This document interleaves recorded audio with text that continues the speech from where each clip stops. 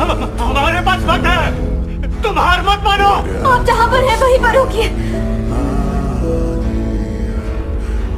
अगर आप हार गए तो मेरे बेबी का क्या होगा? आपने मुझसे कहा था ना कि मेरे बेबी को कुछ नहीं होने देंगे। नहीं,